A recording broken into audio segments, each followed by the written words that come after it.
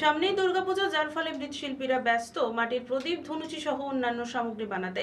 কিন্তু টানা বর্ষণে কোনোভাবেই মাটির জিনিস শুকোতে পারছেন না তারা, ফলে চিন্তায় কপালে হাত শিল্পীদের।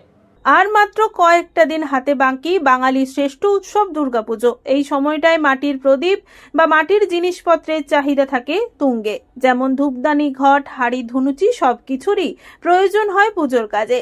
তাই সারা বছর যে মৃৎশিল্পীদের কাজ প্রায় থাকেই না, এই সময়টাতে তাদের সারা বছরের রোজগার হয়। কিন্তু এবছর পূর্ব মেদিনীপুরের এগরা এলাকার কুমোরপাড়ার শিল্পীরা পড়েছেন এক নতুন সমস্যায়।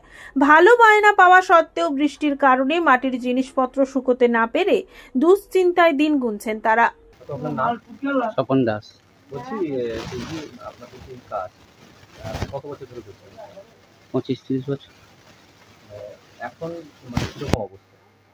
অবস্থা ভালো নয়। কেন? এই সরকার থেকে কোনো সাহায্য পাওয়া যাচ্ছে না।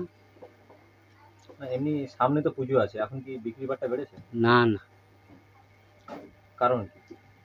কারণ এই বৃষ্টির জন্য মাল তো সাপ্লাই ঠিকঠাক হচ্ছে না। বৃষ্টির জন্য কি মাল শুকোচ্ছে না? না। এতে কি আপনাদের মানে লোকসান হচ্ছে নাকি? হ্যাঁ, লোকসান হচ্ছে। এই কাজের উপর কি আপনাদের সংসার চলে? হ্যাঁ। কত বাড়ির কারা কারা এই কাজের সঙ্গে যুক্ত থাকে? সবাই। অনবরত যে বৃষ্টি চলছে, এতে মানে কি করবেন যদি মাল না শুকায়? মাল না শুকালে আর কি করবো, বসে থাকতে হবে। রঞ্জন মাইতের রিপোর্ট, খবর বিসিবিএস।